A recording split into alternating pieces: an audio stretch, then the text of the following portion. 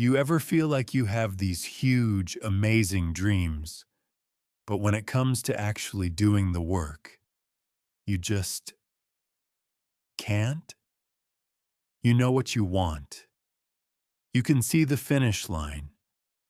You can practically taste the success, but you're stuck on the couch, scrolling through your phone, telling yourself, I'll start tomorrow. If this sounds like you, then you're exactly where you need to be. You're ambitious, but you're also, well, let's be honest, a little lazy. And I get it. I've been there. This isn't just another motivational speech. Today, I'm going to share a story, a simple yet powerful idea that completely changed how I see ambition and laziness. And I promise, if you stick with me, it might just change you forever too. Let's imagine a man named Alex. Alex is brilliant. He has ideas that could change the world. He dreams of building a tech company, writing a best-selling novel, and learning to play the piano like a virtuoso. His ambitions are sky high. Every night he goes to bed visualizing his future self on the cover of magazines, accepting awards, living a life of impact. The problem? Every morning, Alex wakes up and the sheer size of his dreams crushes him. Building a tech company? That means coding, marketing, finding investors. It's overwhelming. Writing a novel? That's hundreds of pages of perfect prose. Impossible. The piano? He doesn't even know where middle C is. So what does he do? He makes a coffee, opens his laptop, and falls down a rabbit hole of cat videos and celebrity news, telling himself he's just gathering inspiration.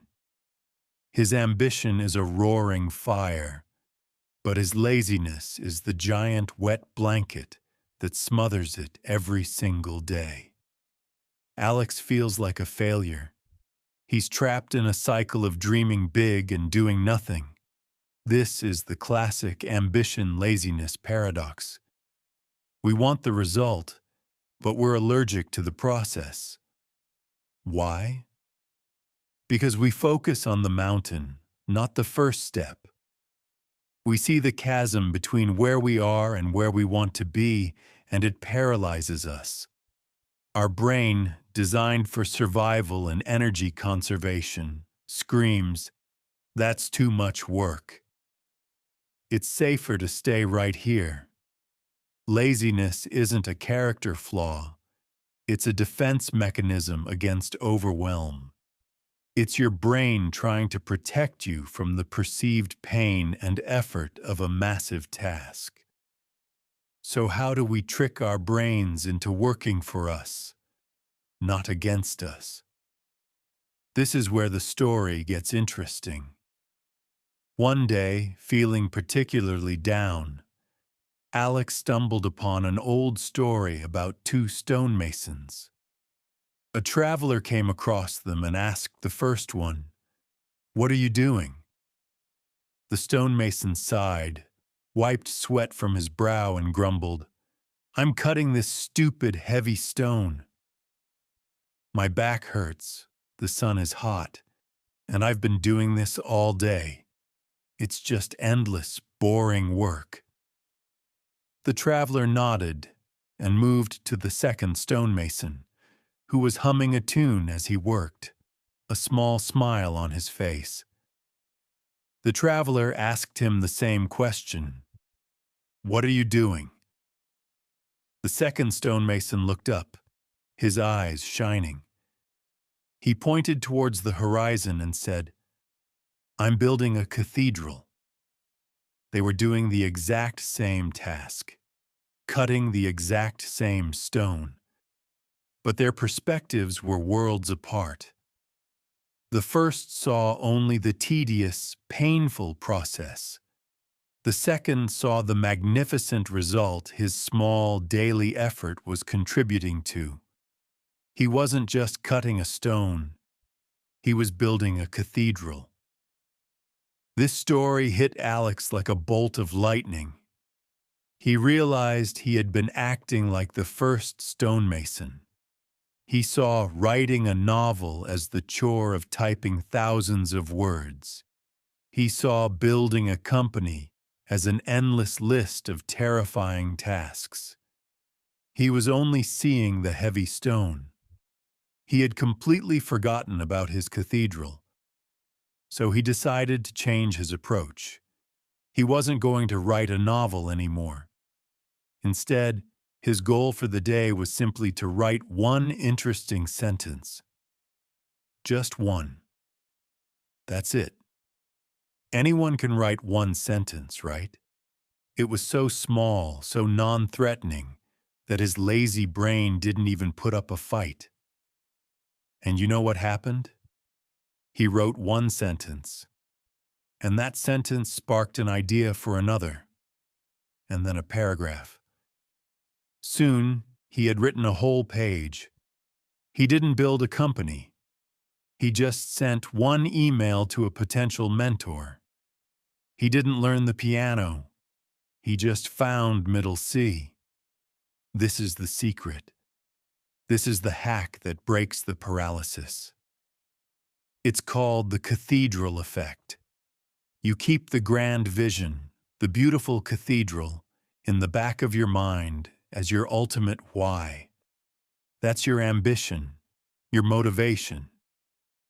But your daily focus, your to-do list, is just about cutting one stone. Your only job today is to handle the smallest, most manageable part of the process.